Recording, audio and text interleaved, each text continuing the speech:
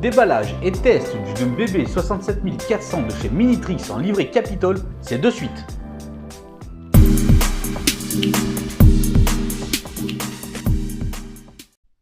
Bonjour et bienvenue dans LF Modélisme, votre chaîne qui vous parle de modélisme. Aujourd'hui, on se voit ensemble pour un déballage et un test d'une BB 67400 de chez Minitrix en livrée Capitol. Rappelez-vous, il y a peu de temps, il y avait justement les voitures Minitrix qui étaient sorties en 2021, justement aux couleurs du Capitol. Et Minitrix nous a sorti une version d'une BB 67400 avec la couleur, la livrée Capitol. On va de ce fait justement voir le déballage que contient justement la boîte et faire un test également et un peu de roulage également avec 5 voitures Capitol de chez Minitrix également. On y va, c'est parti, c'est le déballage.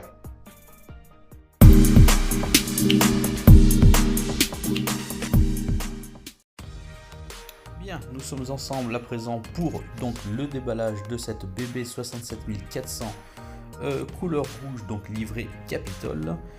C'est donc un produit signé donc Minitrix portant la référence 16706.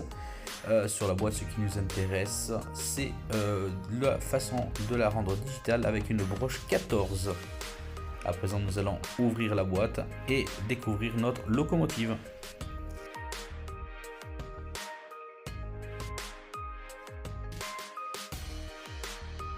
Bien, à présent, prenons notre locomotive en main et dès le départ, on peut voir que la livrée rouge Capitol est vraiment fidèle. Le rouge est vraiment somptueux.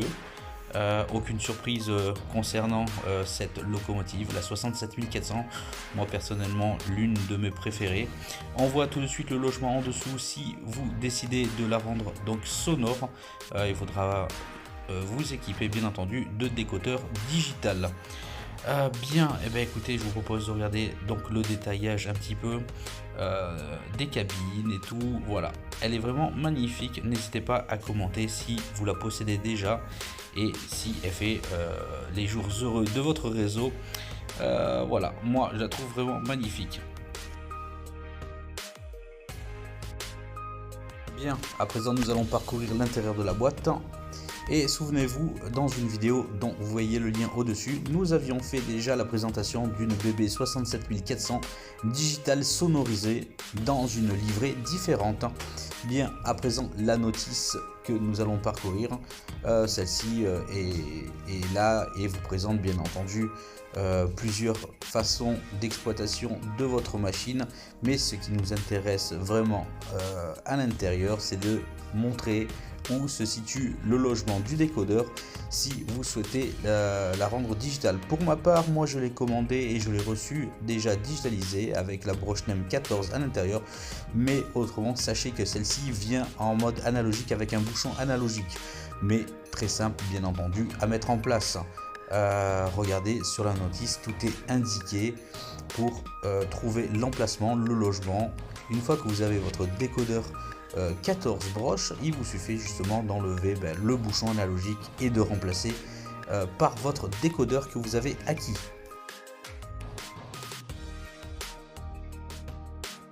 Vous retrouvez également en dernière page un éclaté donc pour les pièces de rechange pour vous les procurer. Une petite notice indicative de la garantie de votre modèle, de votre locomotive Minitrix, et voilà, le tour est fait de la boîte.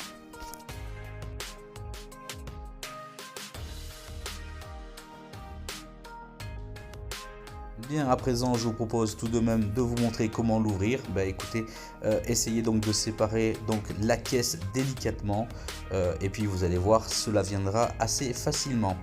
Voilà, à présent, la caisse séparée donc justement de sa carcasse complète et de son châssis. On peut voir tout de suite le logement du décodeur digital qui est ici. Il suffit de lever ce petit levier tout simplement et vous pouvez donc désolidariser justement le bouchon analogique à l'origine pour y mettre votre décodeur digital. Comme je vous rappelle, celle que vous voyez à l'image, cette broche est la broche digitale 14.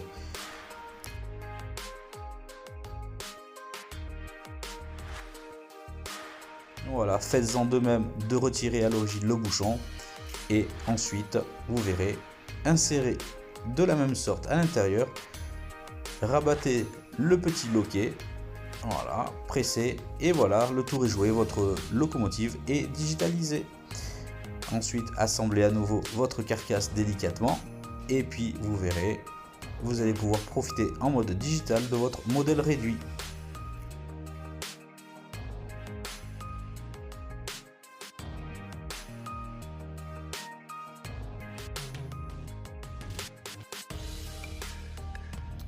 Vérifiez toujours au niveau donc des essieux qu'ils ne soient pas bloqués par les crochets d'attelage. Et puis voilà, le tour est joué. Voilà cette superbe locomotive livrée Capitol. Je la trouve magnifique. N'hésitez pas à commenter.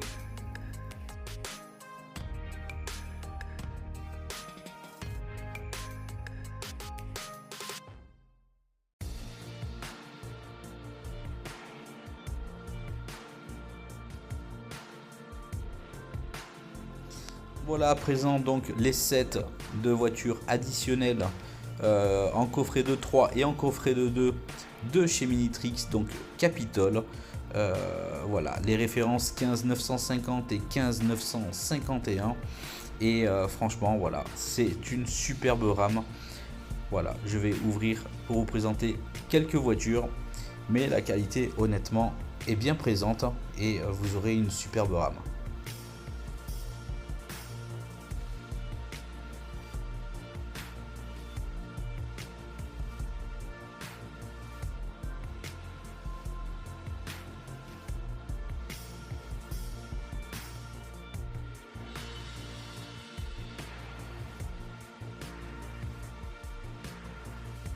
Voilà, pas de surprise chez Minitrix. Je trouve que les voitures sont vraiment super bien réalisées au niveau châssis et caisse. Pas de surprise, le roulage est vraiment excellent.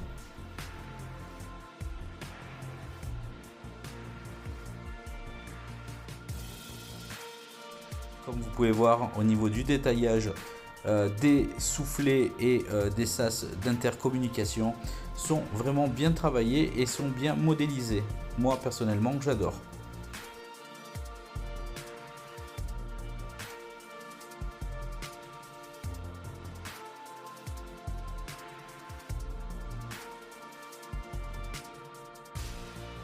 Bien, à présent allons poser notre rame sur le réseau pour y faire quelques petits tours, un petit peu de roulage, donc c'est parti.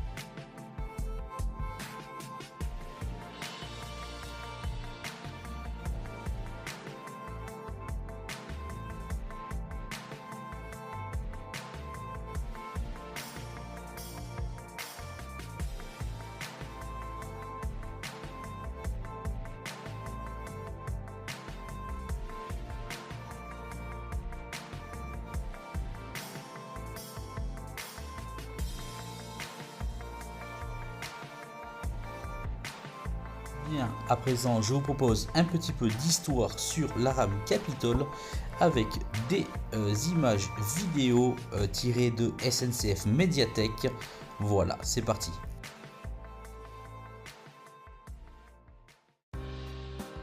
Bien, un petit peu d'histoire. Le Capitol était un train reliant Paris-Austerlitz à Toulouse par la ligne des Aubrais, Orléans, à Montauban, Ville-Bourbon, qui circula de 1960 jusqu'au début des années 1990. La première relation ferroviaire régulière à 200 km/h en France. Il est longtemps resté l'un des fleurons du rail français, au même titre que le Mistral.